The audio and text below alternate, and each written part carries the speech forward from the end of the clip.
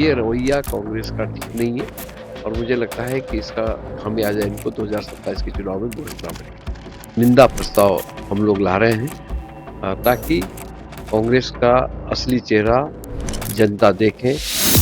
नारी शक्ति बंधन अधिनियम के तहत चर्चा भी होनी है और चर्चा के साथ साथ जिस तरह से कांग्रेस का रवैया रहा है और जब सदन के अंदर, भारत के सदन के अंदर जब चर्चा हुई, चर्चा के बाद जब पूरा कांग्रेस के लोगों ने उसका विरोध किया और जो कांग्रेस से जुड़े हुए अन्य पार्टियां थी उन लोगों ने भी इसका विरोध किया और वो प्रस्ताव गिर गया।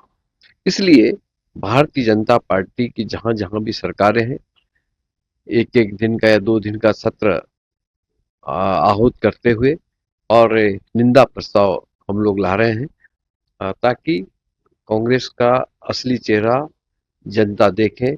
मातृशक्ति का जो अपमान इन लोगों ने किया है, ये एक मिसाल बनेगी पूरे भारतवर्ष में, क्योंकि चाहे पुरुष हो चाहे महिला हो, सबको समान अधिकार है।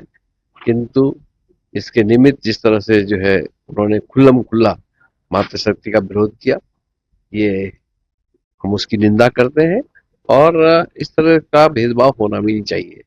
देखिए, मातृशक्ति के बिना हम अधूरे हैं। हमारी बहन है, हमारी माताएं हैं, हमारी बेटियां हैं, उनको एक नज़र से देखना चाहिए और एक सम्मान पूर्वक देखना चाहिए और उनको राजनीति में भी बराबर की हिस्सेदारी होनी चाहिए। और भारतीय जनता पार्टी ने हमेशा नारियों का सम्मान किया, मातृशक्ति का सम्मान किया। इस बात को मैं इसलिए भी कह रहा हूँ कि आपने पंचायत चुनाव में जिस तरह से, जब हमारी सरकार थी 2007 से 12, तो उस समय पंचायतों में 50% आरक्षण देने का भी यदि किसी ने काम किया है तो हमारी सरकार ने किया है उस समय की। और माननीय पुष्कर सिंह धामी जी का भी मैं धन्यवाद ज्ञापित करना चाहूंगा कि 30% छत्तीस आरक्षण देने की बात की है, तो पुष्कर सिंह धामी जी ने महिलाओं को दिया है और इसके लिए भी मैं बधाई देना चाहूंगा उनको। परंतु ये रवैया कांग्रेस का ठीक नहीं है और मुझे लगता है कि इसका खामियाजा इनको 2027 के चुनाव में भुगतना पड़ेगा। मंत्री जी, अगर बात की जाए तो आपके पास तमाम विभाग हैं। ऐसे में आपने विभागों की समीक्षा की है क्रमवार, और प्रभारी मंत्री भी बनाए गए हैं जिले के, तो वहां भी आपने दौरा किया। अभी तक क्या कुछ इस प्रभार के माध्यम से, दौरे के माध्यम से, निरीक्षण के माध्यम से क्या कुछ निकल के आया? मैं समय समय पर समीक्षा भी अभी की है। अभी समय बहुत कम हुआ है और जितना मैं इस समय का उपयोग कर सकता था वो किया। विभाग की भी समीक्षाएं की और अभी मैं एज ए प्रभारी मंत्री होने के नाते नैनीताल जिले का, वहां पर भी जिला योजना की बैठक की और अपने जो हमारे विभाग हैं उनकी समीक्षाएं भी की और अधिकारियों को सख्त निर्देश दिए गए हैं कि साफ सुथरा और पाक साफ काम होना चाहिए। और क्योंकि समाज कल्याण विभाग ऐसा विभाग है कि जो सीधे सीधे जनता से जुड़ा हुआ विभाग है और ये विभाग पहले भी मेरे पास रहा है। 1 साल तक एज ए राज्य मंत्री के रूप में मैंने काम किया है, परंतु तब और अब में अंतर भी बहुत ज़्यादा है।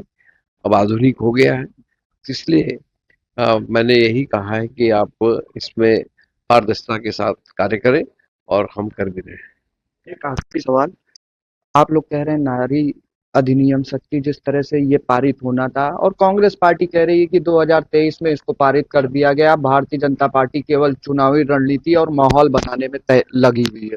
देखिए, ये उनको पहले पूरा पढ़ना चाहिए। जो 2023 में पारित किया गया था उसको बाकायदा सदन के अंदर आना था। अब इस सदन के पास होकर के 2/3 बहुमत की आवश्यकता होती है और उसको पास होकर के तब जो हो कानून बनता। किंतु ऐसा ना करके ये अपना पल्ला झाड़ रहे हैं। उन्होंने जो गलती उन्होंने की है उस गलती का खामियाजा उनको भुगतना ही पड़ेगा। तो ये थे हमारे साथ मंत्री खजानदास, जिनका खास तौर से कहना है कि लगातार प्रदेश सरकार काम कर रही है और चाहे महिलाओं के हित में हो या तमाम उत्तराखंड के जनमानस के हित में हो, कहीं ना कहीं काम किया जा रहा है। सहयोगी सुकृत के साथ मैं दीपक पांडे, एशियन न्यूज, देहरादून।